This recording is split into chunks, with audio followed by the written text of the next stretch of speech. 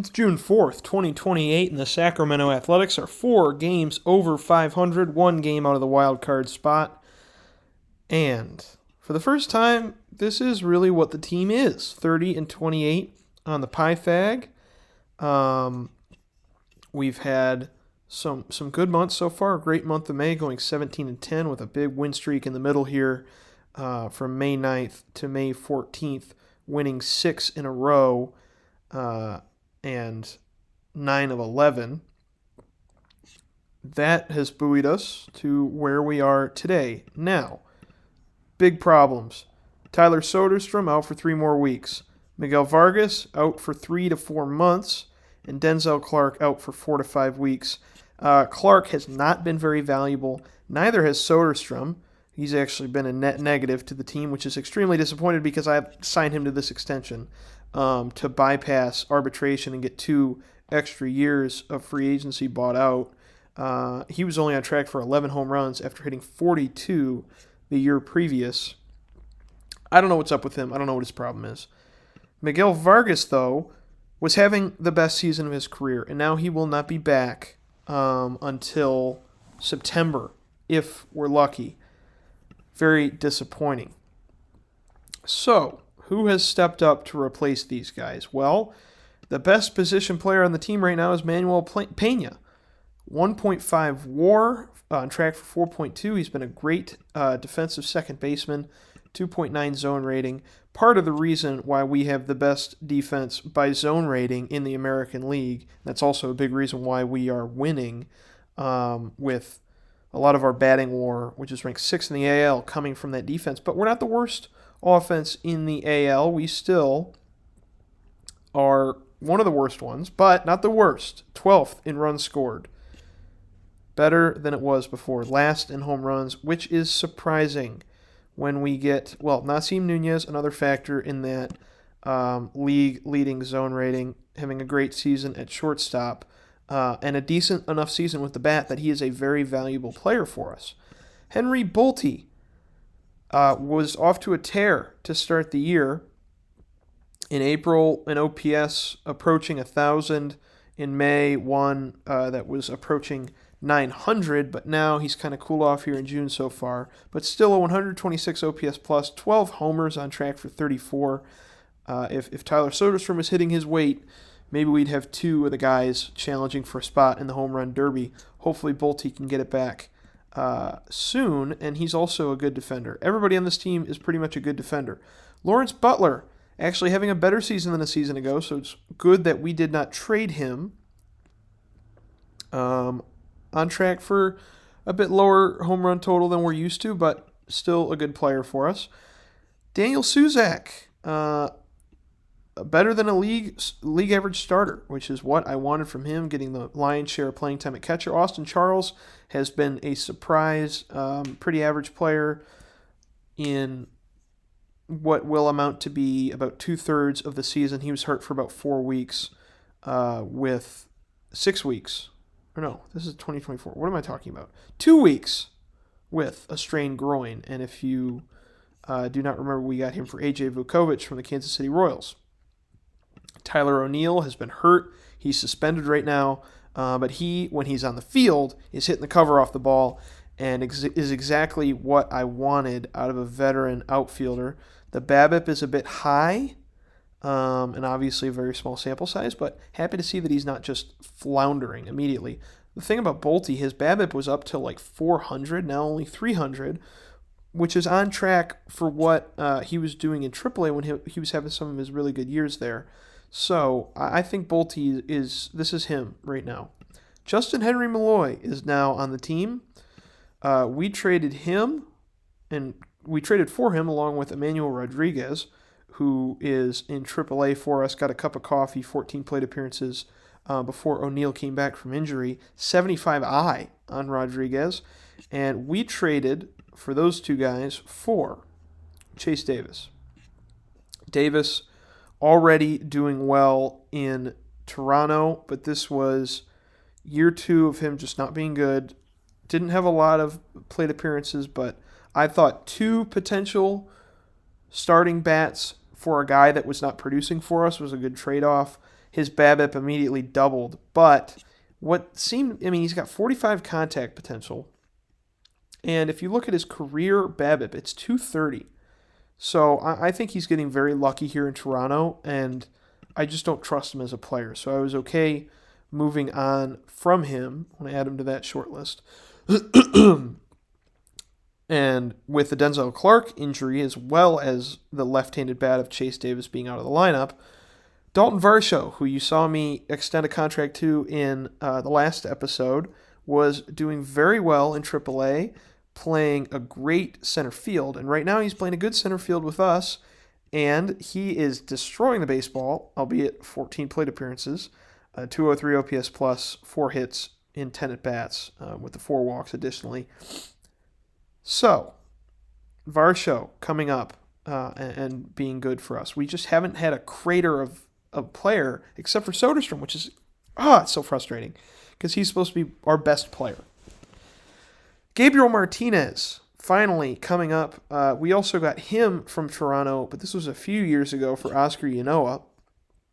And Martinez, ratings-wise, should be a good player, now taking the Miguel Vargas role. And he played very well in AAA this season. Missed almost all of 2027 in AAA, but now he's getting his shot in the major leagues for the first time at age 25. The Soderstrom side of the first base platoon is being filled by Aaron Bracco, who right now in real life is with the Cleveland organization. In Out of the Park, he was released by the Guardians, made his way to the Atlantic League for 2 seasons, destroyed that league, and destroyed it in AAA. So I am hoping that Bracco, who we signed to a regular minor league contract and his first exposure to the major leagues, can be a good player for us. He can play a little bit of second and third, but he's really just a first baseman. And I'm excited to see what he can do.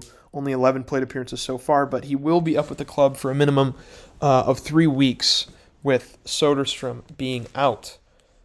Next up, Xavier Edwards, who has provided utility value, being able to play all over the diamond. He's played everywhere except for catcher and pitcher, but hasn't been able to hit, and the BABIP is a bit low for him. He's normally in the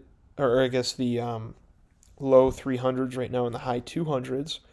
So if he can get up to what he did last year as a 91 OPS guy with the ability to play all over the diamond, I'm happy. I think his defensive ability has fallen off a bit from what he was doing in Miami, though. Ronald Hernandez, backup catcher, only getting a little bit of playing time. I just wish that he was taking more advantage of it. BABIP is very low. There's no reason to think that this is the player he is, especially with this eye and this avoid Ks. So that's, whatever. From the guys who made the opening day roster and are now in AAA, Sean Newcomb. Unfortunately, I just had to make some moves to add guys to the roster, and he was the one pitcher that wasn't producing. His ratings had fallen to a 40. It's a waste of money to have him down here right now, but it's just what I had to do. So Newcomb is down in AAA, as well as Josh Fleming, who is another guy who had a 5.06 ERA in the bigs in 32 innings. Needed to make room for Jairo Iriarte, who's only pitched 3 1/3 innings, and Brady Basso. Where is Brady Basso? There he is. Brady Basso back up with the big league club. In addition, Cade Cavalli, really good. Number 1 starter for us, 3.21 ERA, 56 innings pitched. Happy about that. Jesus Garindo now up to the number 2 starting role, just a league average starter.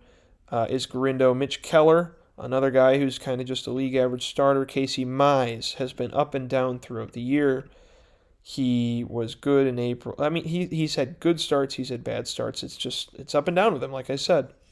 But it's okay. Now, Emerson Hancock, our number 5 starter. He's been boosted up to a 50 overall pitcher. 2.17 ERA in 58 innings pitched, 11 starts for Hancock. He has been our most effective starter and a big reason why we're 4 games above 500. He is representing a steal in the trade with the Mariners, although Luis Sandoval producing in AAA, not producing at the major league level, so it's not a big deal. And Tyro Estrada now with the Astros after being a Rule 5 pick is actually playing well. But I wasn't ever going to play him and was close to cutting him just on the roster crunch that we had down in the minor leagues. But now Hancock, surprisingly just our best starter, even though I didn't even want him in the rotation. For the bullpen, Mason Miller on track for 42 saves out of the pen. Anthony Maldonado, better FIP than ERA. We'll hope that comes down with our defense. Angel Zerpa, after starting off as the lefty specialist, now is close to being a setup man as our lefty. Only 18 and a third innings pitched, but an ERA under 2. His ratings have been boosted. His control's close to a 60. Happy about him. Brady Basso, only 4 and a third innings. Trace Bright, his FIP is poor, but his ERA is good, so we're keeping him up. And with his status as a Rule 5 draft pick, I don't want to release him. And this control has come up from a 35 to a 40, so happy to see that. Uriarte, we talked about. Nick Frasso, just kind of a bulk guy. I'm happy to have him be a league average pitcher and be able to pitch a few innings every game. And now Cody Funderburk is in the specialist role, but he's doing great for us. 35 innings pitched, 1.1 RWAR, 206 ERA. Happy about Funderburk. And all these guys are combining for us to be, for the first time, really a 500 team out of spare parts. It's the athletic way. In the minor leagues, Armando Cruz bouncing back. He started off as a negative value player, but with the way Nasim Nunez has started the year, he won't be needed. Also in AAA, Oviedo, Martin, Tarnock, leaders in WAR. I do want to just talk about the minor leagues here. For the first time, all of our minor league teams, Lansing Lugnuts are, they're straddling being extremely awful. They weren't to start the year, but they just have become that way. But everyone is over 500, or the ports are at least at around 500. The ACL team is there. For a while, anything below AA, it was like a 200 winning percentage. But now the farm system is finally healthy enough that we have organizational depth at every level. Now the River Cats, although our Major League club has not been boosted by their success, are the reigning champions of the Pacific Coast League, have made the playoffs 2 years in a row, and are having a better regular season than they did last year. So we have the best AAA team in baseball. Just needed to keep moving up as we march through this season. Pat Brasseur back in AA. I think, is Connor Griffin hurt again? Yeah, strained back for Griffin, but he's hitting well in AA. Those are our two closest reinforcements. Albaladejo is up in AA now. He's got 75 infield range, but the bat needs to come along. In High A, Emerson, Ayala's really bad, which sucks because he was really good in A-ball last season. These guys, they just can't hit, man. Whatever. It is what it is. How's these guys doing? Garces. Haechan Kim doing very well. Purchased him from Staten Island Ferry Hawks. He could probably come up. Ethan Wheeler as well. I think we'll move these two guys up. Sinclair wants to go down, and Wilson wants to go down. Or I guess Wilson, he's pitching fine, right? Yeah, he's actually pitching well. I don't want to move him down. So those are those two guys. Now, actually, I should show you, because I forgot to do this last time, where Lodolo is. Do I have him on any of these lists? Any of these guys doing well? Davis, Welvis is doing well in the platoon role. Brock Jones is fine. Mervis is bad. Langoliers is in indie ball. Okay. Joe Boyle, thus far, fine for the Dodgers. Paul Blackburn with the Twins now. First time away from the athletics organization in his career. And J.P. Sears in Toronto is bad. So, we've made good moves. But the guy I wanted to check was Lodolo. Because I did get a supplementary first-round pick for him, which is going to be meaningful in a moment as we go into the draft. Now, Lodolo stinks right now. 5.67 ERA and 54 innings pitched. He got this contract with the Phillies. I gave him the qualifying offer. He rejected it. We now have a supplementary first-round pick in this draft. And I don't know where it is. Okay, so it's here. Pick 36 we will have in the supplemental first round. I know who I'm drafting right now. I've started the draft. These are the first couple picks. Danny Murphy, first overall to the White Sox. Andy Grant, who's a better pitcher than Murphy, much better. Why would you pick him? I need a $13 million. Grant wanted $3 million less. I mean, the White Sox are poverty, so sure. Josh Rocket, Dusty Green. I think I could take Rocket as a college bat. That's a good player. Keenum. Whoa, 50 potential guy by my scout. 45 OSA, $7 million signing bonus. Why in the world would the Astros pick that guy? Phillips, Crow. All right, anyways. With our first pick, these are the 80 potential guys I have on my short list. Chris Henderson, who's a good bat, but a first baseman, not a third baseman. Ben Sherman, who's a good pitching prospect and two-way player, actually a catcher. Too risky for me. TJ Venable is going to be our pick. He's going to be a quality third baseman at the major league level if this bat comes along. 75 power potential, high work ethic, only wants $850,000. He checks all the boxes for us, and he is easily our first round pick, number 14 overall. Let's move to 36. Chris Henderson's still available. These guys, Daxton Levin, Ismail Quintanilla, Dew Byram, Jim Debe, Eisenhart, Zaire Galladay at 22. I'm a bit worried about this coming along. Steve Truman. If he was a lefty, I'd draft him. Jelani Adelier, Jeff Bark. That's kind of a funny name. There's been some good names I've noticed. I might just have to take Henderson. Even though he's a first baseman, this is a great bat. And he's 6'4". I just got to take him. And we went so far under slot in the previous pick that I think it's okay. He was the best remaining player on the board. Now my scout wants Quintanilla. And he's listed as a second baseman, but he's not. He's a first baseman. And this contact and avoid K is exactly what I don't like, even with the 80 power potential. What pitcher? Daxton Levin. High work ethic, high everything. I like that player. DB. I do like Eisenhart, but the eye scares me at 17 with everything else kind of developed. Jesus Del Cid is a safer version of Eisenhart, in my opinion. What are the other 65 guys? John White. I don't see that. Chris Welch? Are any of these guys lefties? No.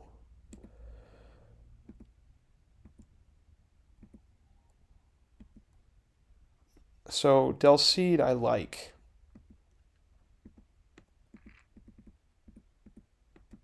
But, no, that's too worrying with the stuff not being...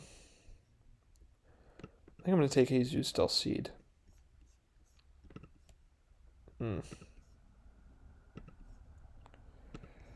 Eisenhart 17. This is a tough pick here. No, Chris Welch. That's a really good player. Yeah. Durable. Okay. Next up. Levin still available. Eisenhart and Del Cid still available. What is the scouting director thinking now? Still Quintanilla and still Daxton Levin. I don't think his ceiling's high enough.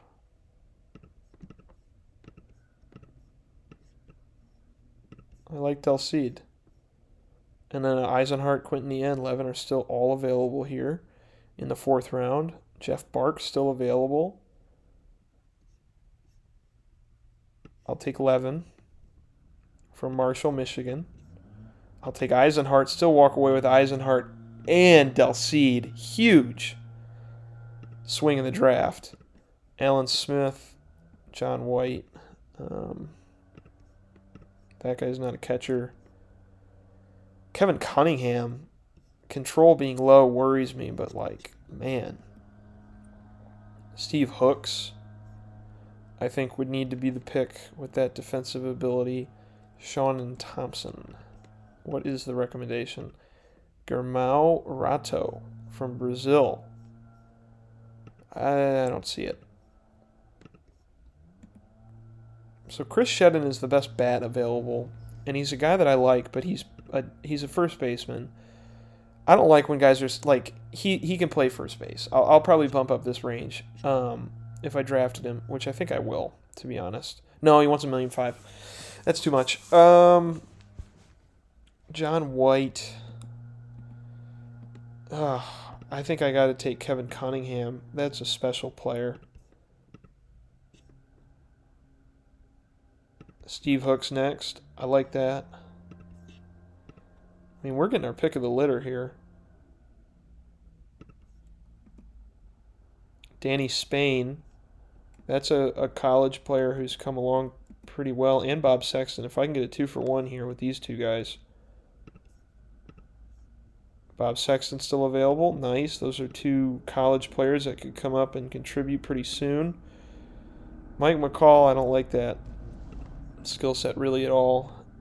Alan Smith. Now it's all these catchers. None of them are really that good.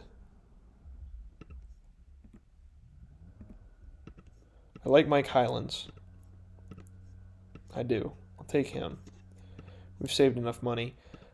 Steve Bruns is a good hitter.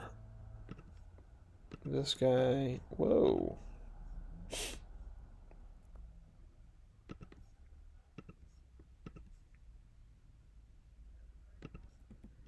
I can't pass up these bats that are still available. I'll take Mike McCall.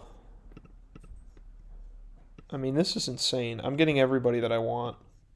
Charbonneau, I'll take him now. Kevin Collison, no. I need some catchers. And then we'll probably just go all pitchers for the rest of this. He's pretty good right now. 22. Round 17. Who are we looking at? This guy? No shot. Kevin Vargas, come on down. 75 range on Ken Pedraza. Two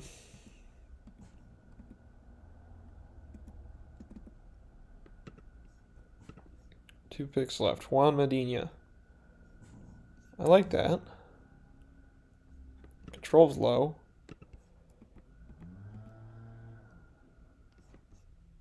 He just can't. He's going to commit too many errors. He's a 50 grade shortstop because of it. I just can't do that. It's a waste of range. Give it to somebody else. I have no idea who I want here. Probably guys that can make an impact sooner rather than later. So, out of these guys, who's the best? Blacknall and Bradley. Yeah, I'll take both of them. What about David Campos? No. No, I like those two guys. Okay. One more pick. Who is the most interesting left? I would say it's Pedraza, but I think that's a waste of a pick. Doyle Gurton is Canadian, as is Dawson Sepkichler.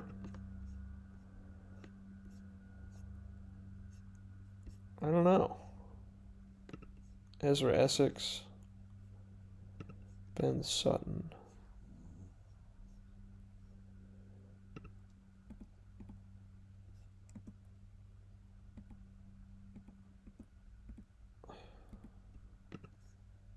They're all bad. Doyle Gurton. I like you enough. Okay.